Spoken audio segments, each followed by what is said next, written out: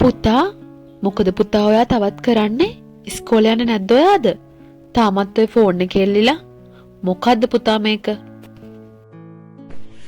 අනේ අම්මා පොඩක් කෑ ගහන්න නැතුව ඉන්න. මට මේ ගේම් එක ඉවරයක් කරන්න. හරි මං ඉස්කෝලේ යන්නම්. අම්මා මොකටද ඉතින් කලබල වෙලා? අනේ අපේ මහත්තයා ඇත්තටම හරිම ආදරෙන් හදපු දරුවට වෙච්ච දෙයක්. අනේ අපි මොකද කරන්නේ මහත්තයා? අපේ දරුවව කොහොමද අපි මේ ෆෝන් එකෙන් ගලවගන්නේ? හිතන්න එපා නෝනේ, හැමදේම හොඳට විසඳේ. අනිත් එක අපි කාටත් වරදක් කරන මිනිස්සුත් නෙමේනේ මගේ නෝනේ. ඔයාට විශ්වාසද? ඔව් නෝනේ, මං එහෙම හිතනවා. පුතා එක්සෑම් ළඟයි නේද ඔයාට? ෆෝන් එකේ ඉඳලා හරියයිද පුතා? ඔව් තාත්තා, අනිත් එක්සෑම් තියෙනවා. ඉතින් ෆෝන් එක තියලා පාඩම් කරොත් මොකද පුතා? අනේ දෙයනේ පාරේ බහලා යන්න තියෙයි මේ ළමයා හින්දා. තව හුරතල් කරන්න. අනේ නැන්ද එහෙලා මට්ටු වෙන જાතියේ මිනිස්සු නෙමෙයි.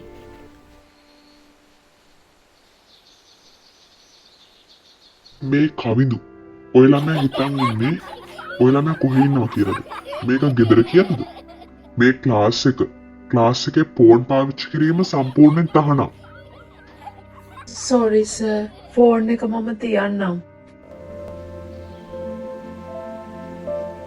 පුතා මං ඔයාට කලිනුත් හොඳින් පැහැදිලිව කීවා. මට ආයේ කියන්න එපා.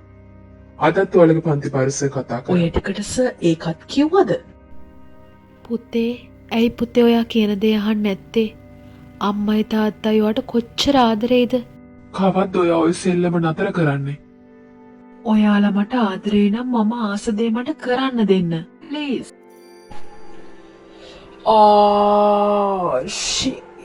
ෆෝන් එක ඕෆ් වුණා. අම්මා! අනේ දෙයියනේ ඇයි පුතා ඔයා මෙහෙම හැසිරෙන්නේ? දැනටමත් ඔයාගේ පෙනීමත් දුර්වලයි. කණ්ණාඩි පාවිච්චි කරාට ඇස් හොඳ වෙන්නේ නැහැ පුතේ. ඔය ෆෝන් එක බලන එක නතර කරන්න. තාත්තටයි මටයි දැන් වචන අහලා ඇත්ති වෙලා පුතේ. පින් සිද්ධ වෙයි. දැන්වත් වෙනස් වෙන්න පුතේ. මට පුළුවන් ද නිදහසේ ඔයත් එක්ක කතා කරන්න?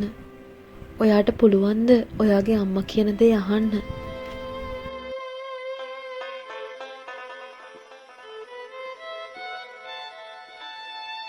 අනේ අම්මේ, ඇයි ඔයා මේ අඬන්නේ? මන් නිසාද අම්මේ ඔයා අඬන්නේ? ඔයාලා හැමදාම මෙහෙම මන් නිසා දුක් වුණාද අම්මේ?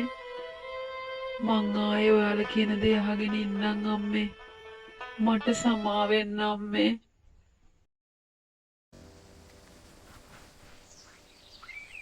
කාලෙකට පස්සේ අපිට අපේ පුතාව ලැබුණා මහත්තයා. අපි තුන්දෙනාට ආයෙත් හිටියා වගේ හරිම සතුටින් ඉන්න පුළුවන්. මට ගොඩාක් සතුටුයි.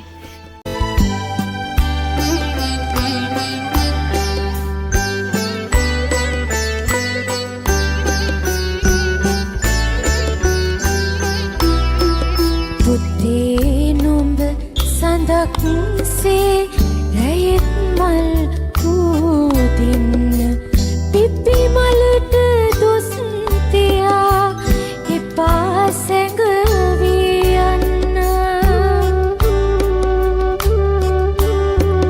පුතේ නුඹ ඉරක් වී මුළු ලොවක් නැහැරන්න එපා ගන රැස් විදා ලොවක් අලු කරලන්න.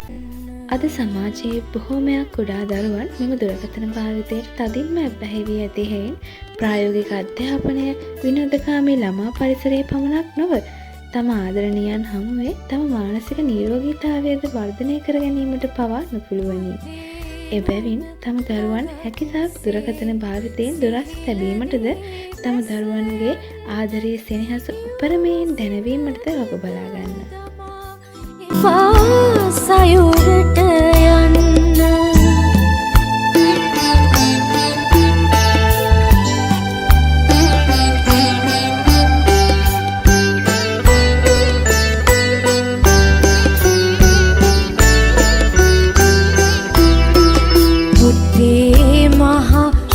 දවසක් වේ සෙවන සිසිලස දෙන්න අතුපතර